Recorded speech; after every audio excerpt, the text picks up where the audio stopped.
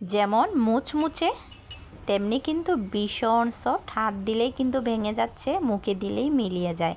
দারুণ মজাদার একটি স্ন্যাক্স আইটেম নিয়ে হাজির হয়ে গেলাম। এটা কিন্তু আমরা মা দাদিদের হাতে ছোটোবেলায় অনেকটাই খেয়েছি।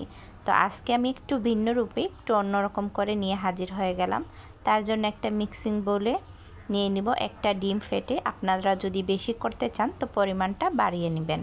দিয়ে দিলাম প্রায় 1.5 টেবিল চামচের মতো চিনি এবং দিয়ে দিব 1 টেবিল চামচ গুঁড়া দুধ। এবার তিনটাকে সুন্দর করে নেড়েচেড়ে মিশানোর পালা। যতক্ষণ না এটা সুন্দর করে মিশে চিনিটা একটু গলে যায়। ভুল করে ব্লেন্ডার দিবেন না, ফেনা হয়ে গেলে কিন্তু সমস্যা আছে। এটাকে চামচ দিয়ে আলতো হাতে চিনিটা গলা পর্যন্ত মিশিয়ে নিতে হবে।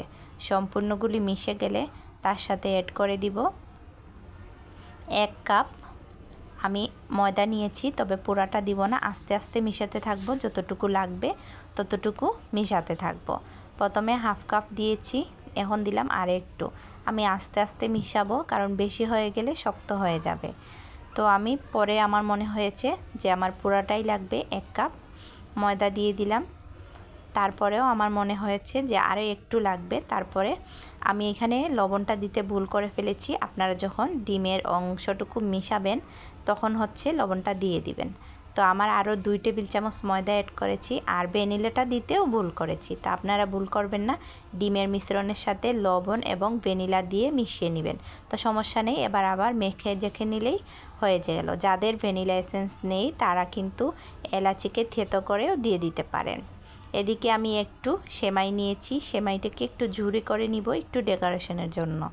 এটাকে এক সাইডে রেখে দিব এবং এই যেটা মিশ্রণটা আমি মেখে রেখেছিলাম এটাকে সুন্দর করে একটা গোল আকৃতি করে বা চারকোনা করে আমি একটা রুটি বেলে নিব।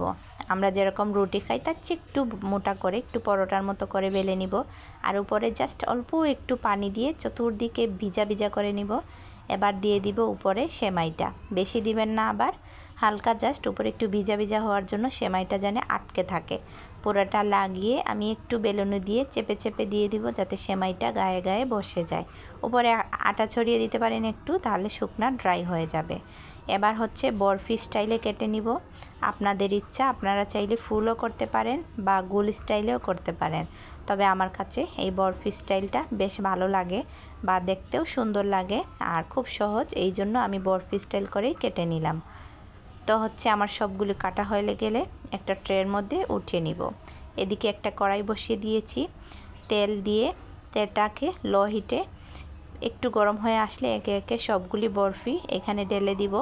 এখানে কিন্তু কোনো হাই হিট ব্যবহার করা যাবে না, না হলে কিন্তু সাথে সাথে পুড়ে কালো হয়ে যাবে এবং নরম হয়ে যাবে।